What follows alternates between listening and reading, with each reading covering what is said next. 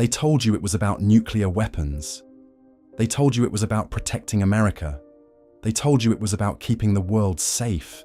But what if the real reasons were never meant to be spoken out loud? What if the war on Iran was never really about Iran at all? Today, we are going inside the back rooms, the lobbying deals, the trillion-dollar oil calculations, and the decades-long power play that led to the most consequential military strike of the 21st century. This is the real reason America invaded Iran. Now, before we get into what they didn't tell you, let's deal with what they did. The official justification from the Trump administration was simple.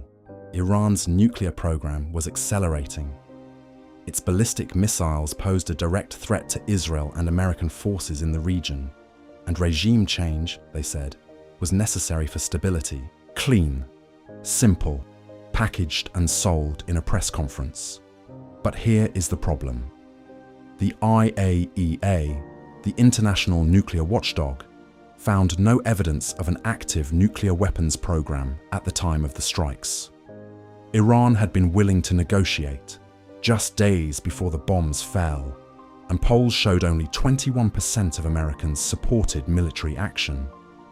So if the public didn't want it, diplomacy was still on the table, and the nuclear threat was unconfirmed. Why did America go to war? Let's follow the money, let's follow the power, and let's follow the people who made it happen. To understand this, you need to go back to 1973. After the collapse of the gold standard, the United States struck a quiet deal with Saudi Arabia. America would guarantee Saudi Arabia's military security. In return, Saudi Arabia would sell its oil exclusively in US dollars. Every OPEC nation followed. And just like that, the American dollar became the backbone of the entire global energy market. Every country on Earth, China, Germany, Japan, India, had to hold US dollars just to buy oil. This system is called the Petrodollar, and it is one of the most powerful economic weapons ever built. It is why America can print trillions of dollars without collapsing its own economy. It is why the US dollar has remained the world's reserve currency for over 50 years. It is, in plain terms, the financial foundation of American global power. Now here is where Iran comes in. For years, Iran had been doing something that made Washington deeply nervous. It was selling its oil not in dollars, but in euros, in Chinese yuan, in barter deals that completely bypassed the American financial system. Analysts called it a shadow oil economy.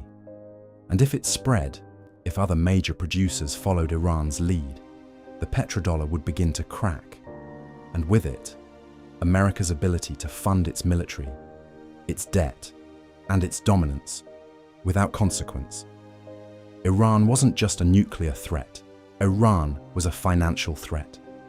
And in Washington's eyes, that is far more dangerous. Now let's talk about the influence that most media dances around, but never quite says directly. According to the Washington Post, Saudi Crown Prince Mohammed bin Salman made multiple personal phone calls to Donald Trump, urging him to strike. Trump's final decision came after both Saudi Arabia and Israel had lobbied him, repeatedly and persistently. Senator Lindsey Graham made what insiders described as the most compelling case for military action. And many members of Congress, on both sides of the aisle, received significant financial backing from pro-Israel lobbying groups. The Arab Center in Washington reported explicitly that these members saw the war on Iran as serving Israel's strategic interests. This was not a secret. It was barely even denied. Now for Israel, eliminating Iran was not just a military goal, it was existential. Iran had spent decades building a ring of armed proxies around Israel: Hezbollah in Lebanon, Hamas in Gaza, militias in Iraq, the Houthis in Yemen, the axis of resistance, every single one armed, funded, and directed by Tehran. But by early 2026, that network was crumbling. Hezbollah had been devastated, Assad had fallen in Syria, Hamas had been crushed in Gaza, and Israeli leadership saw a window. A once-in-a-generation window to strike the source before it could rebuild. The question was whether they could bring America with them. And the answer, as we now know, was yes. Here is the layer that the nuclear debate completely hides. The Middle East is not just a region. It is the center of gravity for global power. Whoever controls the energy flows, the military bases, the trade routes, controls a lever that moves every economy on Earth. For decades, America held that lever, but its grip had been slipping. China was quietly buying influence across the Gulf, building infrastructure, deepening ties. Russia had embedded itself in Syria, and Iran had built the most sophisticated anti-American network the region had ever seen, stretching from Yemen all the way to Lebanon. The 2026 strikes were not about stopping one nuclear bomb. They were about resetting the entire chessboard, destroy Iran's military, kill its leadership, collapse the regime, and the axis of resistance loses its head. The proxies lose their funding. China loses its most defiant partner in the region. Russia loses its most important Middle Eastern ally.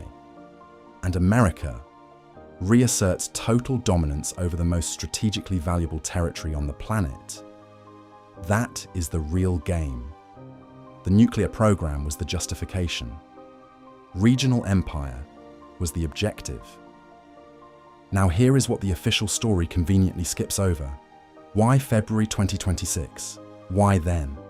Because Iran, in early 2026, was at its weakest point in decades. Massive protests had erupted across the country throughout late 2025. A collapsing economy, inflation above 40%, a currency in freefall. The regime had responded with mass violence, killing thousands of its own people. Its proxy network was in ruins. Its military had already been hit in joint strikes in June 2025, and its population was in open revolt. Washington saw a regime on the ropes and made a calculated bet: strike now, trigger collapse, install a friendly government, and reshape the Middle East. In a single decisive move, Trump gave Iran a 10-day ultimatum on February 20th. Negotiations in Geneva on February 26th collapsed. 2 days later, the bombs fell. The diplomacy was not a genuine attempt at peace.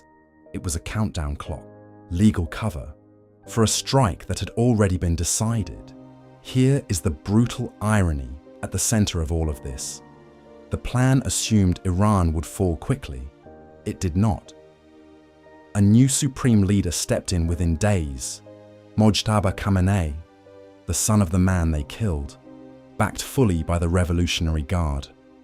Iran did not surrender. It escalated. Strikes across 9 countries. The Strait of Hormuz closed. Oil facilities across the Gulf hit. Dubai's airport struck. The first 100 hours of the operation cost America $3.7 billion, almost entirely unbudgeted, and the war that was supposed to end Iran's threat has instead spread it across an entire region. Even the petrodollar strategy is backfiring. China and Russia, watching America ignite a global energy crisis, are accelerating their push to trade oil in alternative currencies. The very thing America went to war to protect may be destroyed by the act of going to war. So what was the real reason America invaded Iran?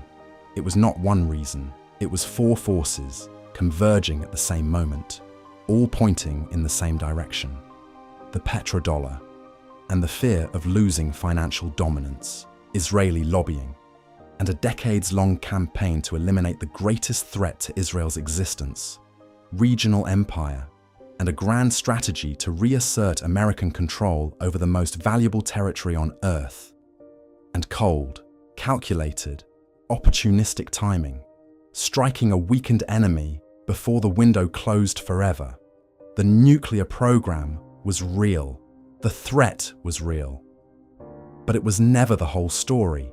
And now that the bombs have fallen, and the fires are still burning, the world is left to ask one question: were the real reasons ever worth the real consequences?